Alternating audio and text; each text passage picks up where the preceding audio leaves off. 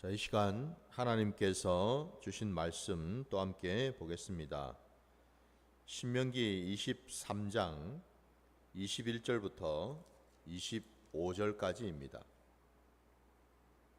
신명기 23장 21절로 25절까지 말씀.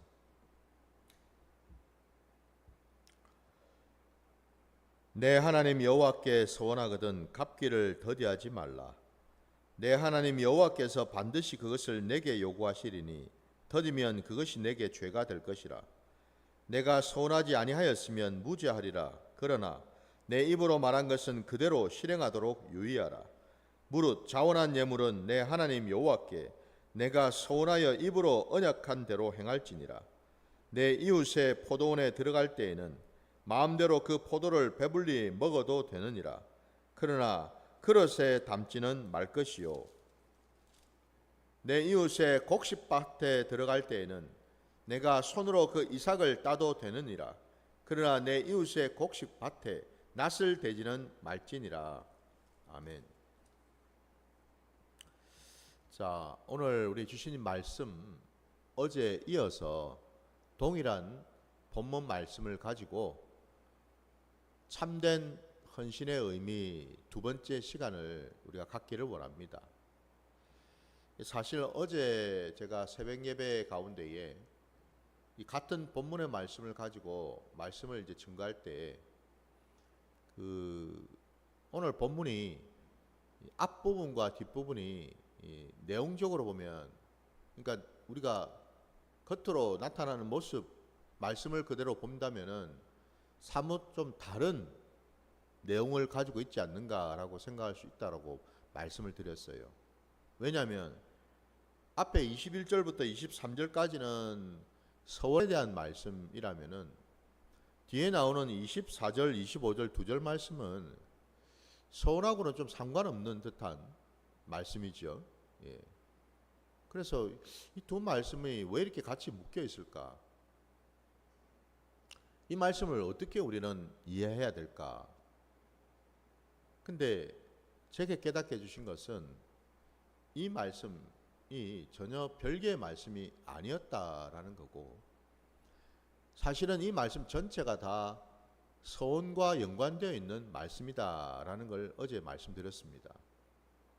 그래서 어제는 제가 이제 앞부분 21절부터 23절까지 말씀을 주로 말씀을 이제 드렸는데, 오늘은 이제 나머지 24절, 25절에 있는 말씀을 가지고 왜 이게 서원과 연관이 되고 있는지, 그리고 오늘 말씀 제목처럼 왜 이 말씀이 참된 헌신과 연관이 되어 있는지를 우리가 한번 나누기를 원한다라는 거예요.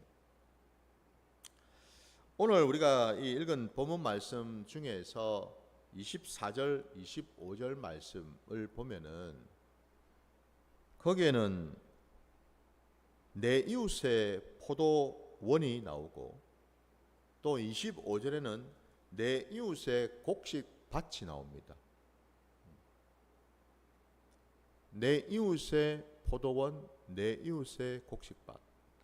근데 주체는 오늘 본문에 하면은 그 이웃이 아니고, 여러분, 그 포도원을 소유하고 있는, 그 곡식밭을 소유하고 있는 내 이웃이 아니라 나에 대한 말씀이죠.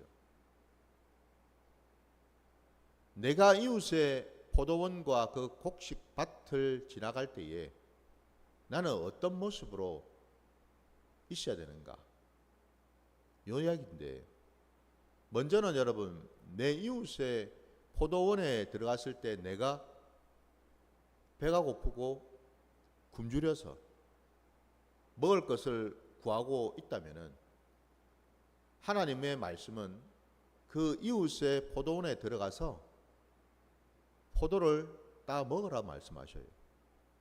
그 허기를 면할 수 있도록 그 포도를 따 먹으라고 말씀하셨고 그것을 허락하셨습니다. 그러나 분명히 단서가 있죠. 먹기는 먹되 그릇에 담지는 말라라고 되어 있습니다. 그러니까 이 의미가 뭐죠? 네가 배가 고파서 이웃의 그 포도밭에 들어가서 포도를 먹는 것은 내가 허락하지만 대신에 그것을 그 송이를 따가지고 그릇에 네가 들고 온 그 그릇에다가 담아가지고 가지는 마라. 그 말은 이것은 애시당초 그러면 내가 남의 이웃에 그 포도원에 들어갔는데 들어갈 때 말이죠. 내 손에 그릇을 들고 들어간다?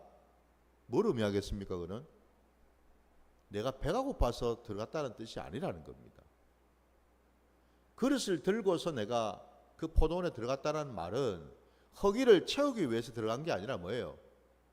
도둑질을 하기 위해서 들어갔다라는 거예요. 이웃의 포도원에 그 주렁주렁 달려있는 그 포도 송이들을 내가 취해서 빼앗아서 내 그릇에다가 담아서 들고 나오려고 했다라는 것은 단순히 배가 고파서가 아니라 의도적으로 내가 내 이웃의 포도원에 있는 것들을 훔칠 목적으로 가질 목적으로 들어갔다라는 것을 의미한다라는 거예요. 마찬가지로 25절에도 보면은 이웃의 곡식 밭에 들어가도 좋다라고 말씀하십니다. 하나님은. 왜? 내가 허기가 지고 배가 고파서 그 곡식 밭에 들어가서 그 나달들을 그 이삭을 따 먹으라고 말씀하셔요. 하나님은 인색하시고 냉정하신 하나님이 아니시라. 하나님은 우리를 긍휼히 여기시고 우리의 형편을 살피시는 하나님이십니다.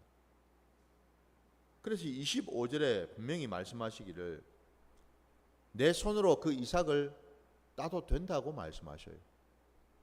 그래서 그 허기를 면하도록 하라고 분명히 허락을 하고 계십니다.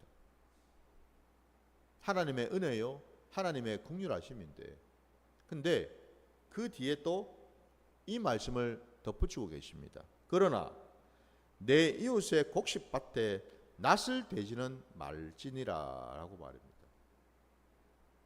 이 말씀도 앞서 24절의 말씀과 같이 내가 이웃의 곡식밭에 들어가서 그 곡식밭에 지금 이삭이 패가지고 곧 있으면 이제 수확을 해야 돼요.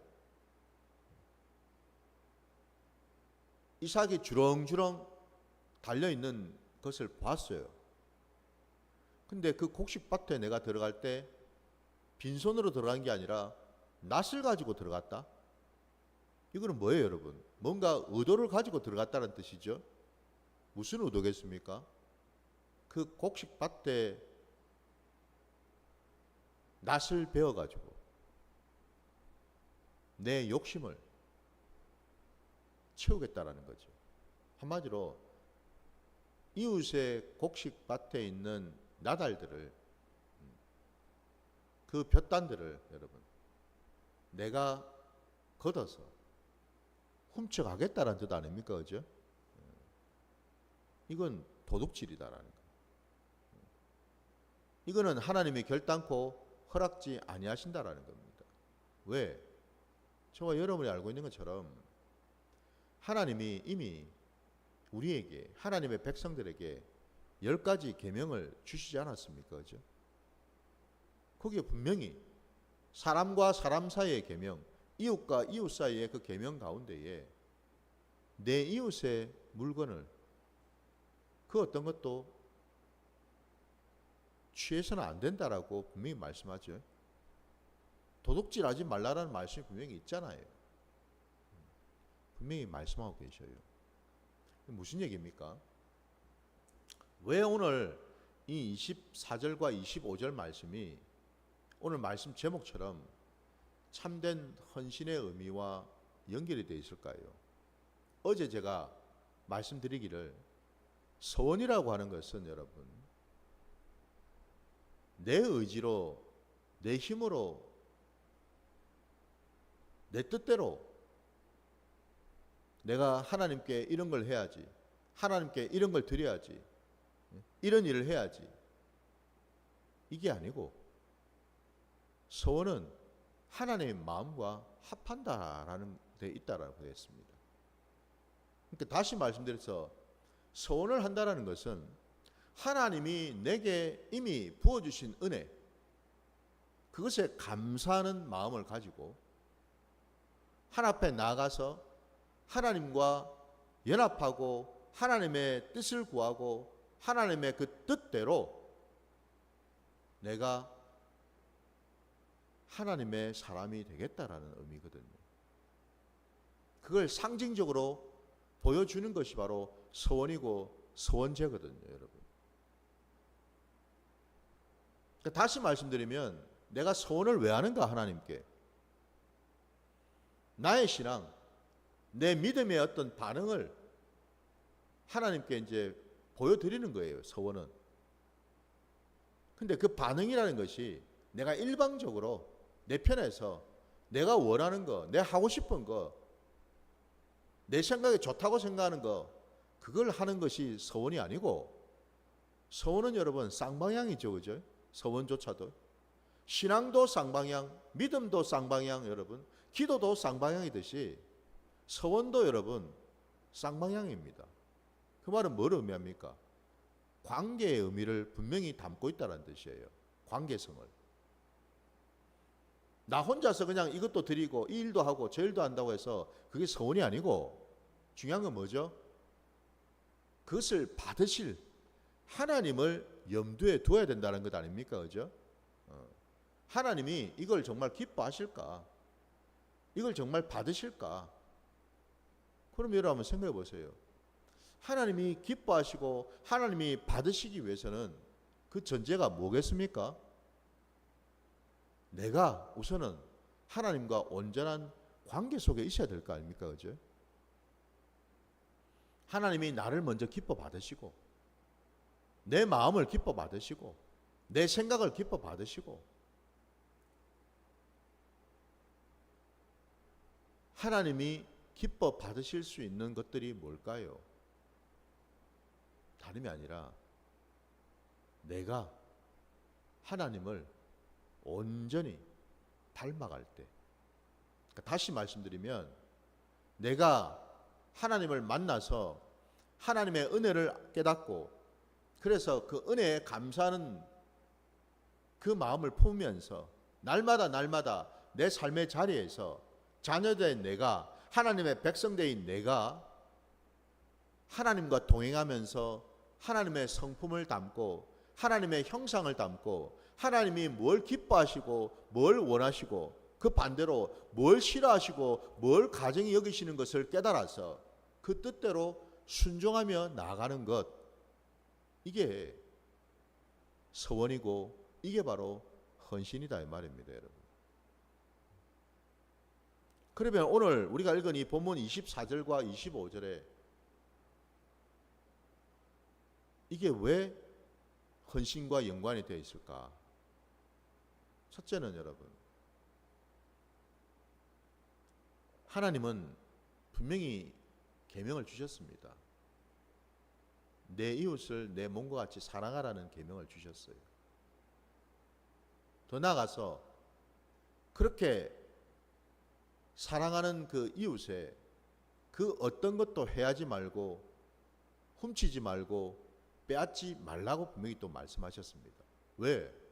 아니 상식적으로 우리가 조금만 생각해봐도 내가 이웃을 내 몸처럼 사랑하는데 어떻게 그 사람이 남의 것을, 이웃의 것을 강제적으로 몰래 훔치고 빼앗고 약탈하는, 음해하는 그런 짓을 할 수가 있겠습니까? 앞뒤가 안 맞지 않습니까? 그죠? 앞뒤가 안 맞아요. 분명히 주님은 말씀하셨어요. 내 이웃을 사랑하라라고만 하신 게 아니라 내 이웃을 내 몸과 같이 사랑하라 되어 있습니다. 곧 그 말은 이웃과 나는 뭐예요? 하나님 안에서 서로 연결되어 있다라는 뜻입니다. 이웃이 곧 내 몸처럼 생각하라는 것 아닙니까? 그죠? 이웃이 별개가 아니라는 거예요. 내게 나로부터 떨어져 있고 분리되어 있는 또 다른 어떤 그런 다른 존재가 아니라 마치 그 이웃이 내 몸인 것처럼, 그건 뭐죠? 나와 하나인 것처럼, 나와 동일한 것처럼, 나랑 똑같이 하나님의 형상대로 지음받았고 나랑 똑같이 하나님이 나를 사랑하시는 것처럼 그 이웃도 사랑하고 계시고 긍휼히 여기고 계시다라는 그 사실을 인지하고 기억하라라는 거죠. 그죠? 이게 이웃을 내 몸과 같이 사랑하라는 의미 아니겠습니까? 그렇다면 여러분, 그게 하나님의 말씀이고 그게 하나님의 뜻이고 그게 하나님의 마음이라면 헌신은, 서원은 뭡니까 여러분? 바로 그 하나님의 마음, 말씀, 그 뜻을 온전히 깨닫고 닮아가기를 애쓰는 것이 서원이고 헌신이라고 말씀을 드렸습니다. 그래서 오늘 이 본문 말씀도 서원과 별개의 말씀이 아니다라는 거예요.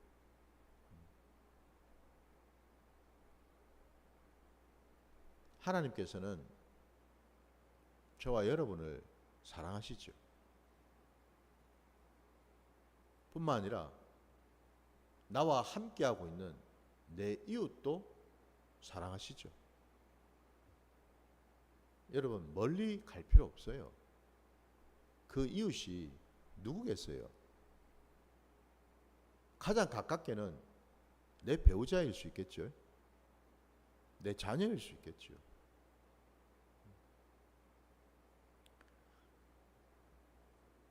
그 이웃이 교회 성도일 수 있겠죠. 그죠?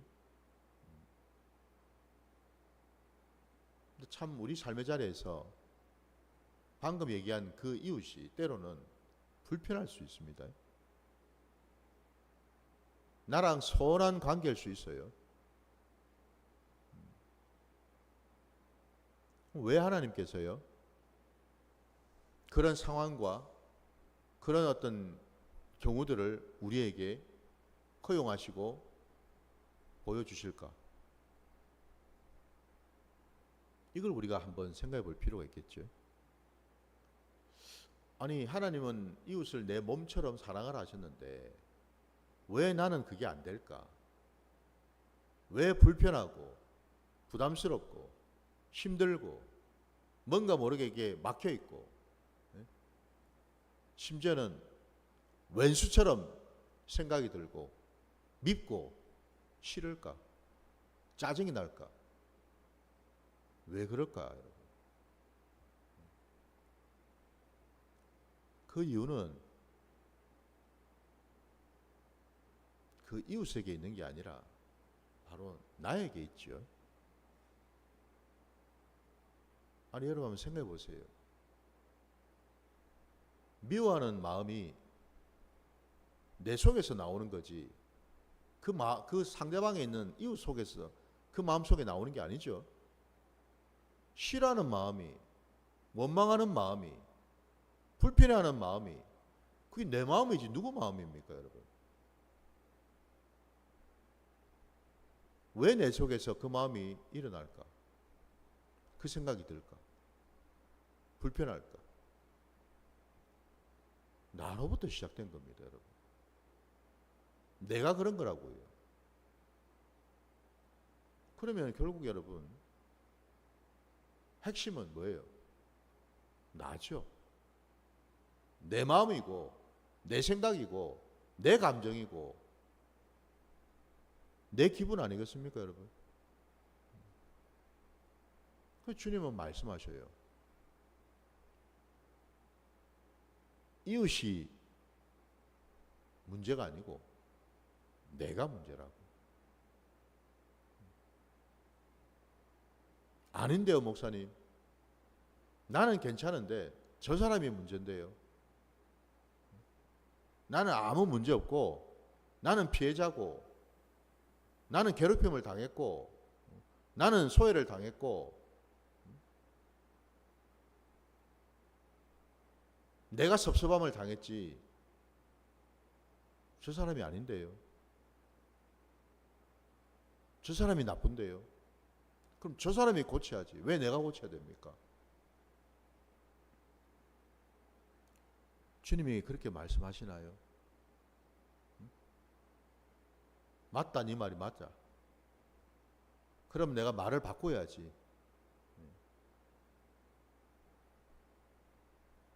내 심령을 갈아엎고 내 심령을 돌이키는 게 아니라 늘 상대방을 쳐다보면서 이웃이 돌이키고 이웃이 돌아서고 이웃이 심령에 갈아엎도록 기도하라고 성경의 말씀을 하고 계셔야 될 거 아닙니까? 근데 성경 어디를 봐도 그런 말씀은 없어요. 다 주님이 하시는 말씀은 누구를 가리키고 있는가? 나를 가리키고 있더라는 겁니다. 주님은 내 눈에 있는 들보를 먼저 빼고 형제 눈에 있는 티를 빼라 하셨지, 형제의 눈에 있는 티만 분별해가지고 정죄해서 빼주라고 말씀하시지는 않았죠. 그죠? 주님은 베드로에게 네가 먼저 돌이키고 난 다음 형제를 굳건케 하라 말씀하셨지, 너는 괜찮으니까 형제들 찾아다니면서 정죄하고 판단하면서 그 형제들을 돌이켜 주라고 말씀하신 건 아니었죠. 그죠? 항상 순서가 나더라는 거죠. 나입니다. 나. 그 이웃 앞에 서 있는 나. 이웃 앞에 행동하고 있는 나. 오늘 본문에도 내가 이웃 밭에 들어가가지고 포도원에 들어가서 그릇 들고 들어가서 이웃이 열심히 수고하고 애써서 결실을 맺은 포도송이를 그릇에다가 그득그득 담으려고 하는 욕심을 채우고 있는 거고, 이웃이 아니라 내가 이웃의 곡식밭에 들어가가지고 그것도 그냥 들어간 게 아니라 낫을 들고 들어가서 이웃이 열심히 수고하고 애써서 키워놓은 그 수확물들을 내가 취하려고 했다는 거 아닙니까? 그죠? 결국 오늘 이 말씀의 의도가 뭐냐라는 거예요. 하나님이 원하시는 것은, 하나님이 정말 헌신하기를 원하시는 것은 이웃이 아니고 나더라는 겁니다. 내가 정말 하나님 앞에 온전히 헌신된 자로 지금 서 있는가? 내가 정말 하나님 앞에 제대로 된 어떤 서원을 하고 있는가? 이거를 지금 말씀하고 계시다라는 거예요. 그래서 내가 먼저 헌신하고 내가 먼저 온전한 서원을 드린 자는요, 어떤 자란 말입니까? 오늘 말씀 그대로 하나님의 말씀을 순종하고 지키는 자이겠지요. 포도원에 들어갔을 때에 내가 허기에 졌을 때는 먹으라 하셨으니 먹으면 돼요. 그게 순종이에요. 그러나 그릇을 들고 가지 말라고 하셨을 때 내가 그릇을 들고 가지 않는다면 그게 순종이죠. 그죠? 하라는 것을 하고 하지 말라는 것을 하지 않는, 이게 바로 순종 아닙니까, 여러분? 이게 말씀 그대로 우리가 따르는 것 아닙니까? 말씀 있는 그대로를 따르는 그 모습이 바로 헌신이다 이 말입니다, 여러분. 그게 하나님의 뜻이고 하나님의 마음이고 하나님의 성품이다 이 말입니다, 여러분. 날마다 내 삶의 자리에서 바로 그 하나님의 성품을 깨닫고 닮아가려고 애쓰는 그 모습, 그게 서원이고 그게 헌신이다 이 말이죠, 여러분. 그래서 여러분, 서원도 헌신도 이웃을 가리키면서 저 사람이 서원해야 되는데 저 사람이 헌신해야 되는데가 아니고, 이 손가락이 어디를 향해야 되겠습니까? 나를 향해야 되겠죠. 그죠? 내가 먼저 헌신하고 내가 먼저 서원을 하는 모습이 돼야 되는 것 아닙니까, 여러분? 그죠? 근데 우리는 참 삶의 자리에서 늘 하나님 말씀과 반대로 우리는 나갈 때가 많지 않습니까? 나보고 헌신하고 서원하라 하시는데 하나님은 아닙니다. 하나님, 나는 잘하고 있어요. 나는 문제 없어요. 나는 괜찮아요. 저 사람요, 저 사람, 내 남편요, 내 아내요, 내 자녀들요, 내 성도들요, 목회자 말입니다.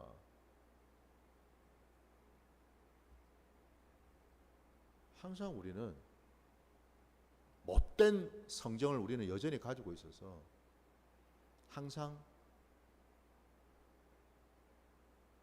내게 손가락을 가리키는 게 아니라 상대방에게 자꾸만 손가락을 가리킵니다. 니나 잘하세요. 니는 뭐 괜찮습니까? 니는 잘하고 있습니까?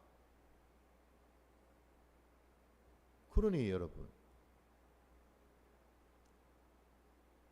목회자가 아무리 성도들에게 말씀을 증거해도 성도들이 은혜를 못 받는 이유는 목회자가 먼저 서원하고 먼저 헌신하지 않다 보니 성도들도 따라한다라는 거죠. 남편이 먼저 헌신하고 서원을 하지 않고서 자꾸만 주장을 하니 아내도 따라한다라는 거죠. 어차피 상대적입니다, 여러분. 관계는 상대적이에요.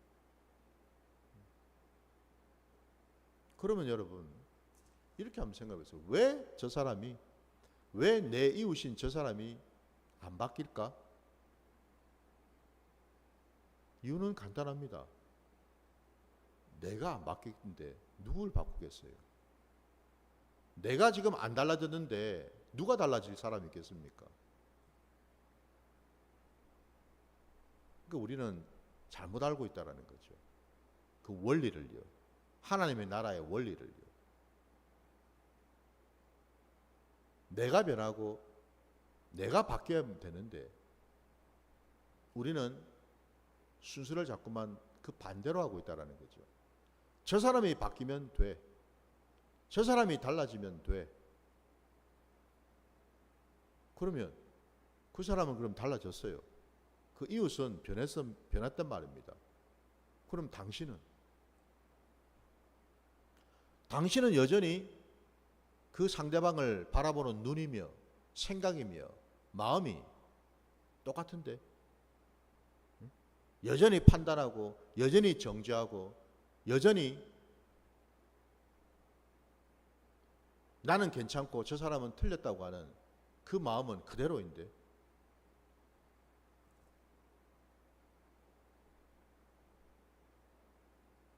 왜 이웃만 바뀌어야 되죠? 나는 그대로 있으면서. 그 말은 뭐죠? 나는 이웃에 비해서, 내 남편에 비해서, 내 아내에 비해서, 내 자녀들을 비해서 의인이다라는 뜻이죠. 저 사람보다 내가 낫다라는 그런 마음이 그 마음 깊은 곳에 자리 잡고 있다라는 거예요. 나는 괜찮은 사람인데 저 사람은 잘못되었어. 나는 괜찮은 사람인데 저 사람 때문에 내까지 피해를 입어서 잘못되었어. 내가 의인이었다라는 생각이 마음 그 깊은 언저리에 자리 잡고 있다라는 거예요.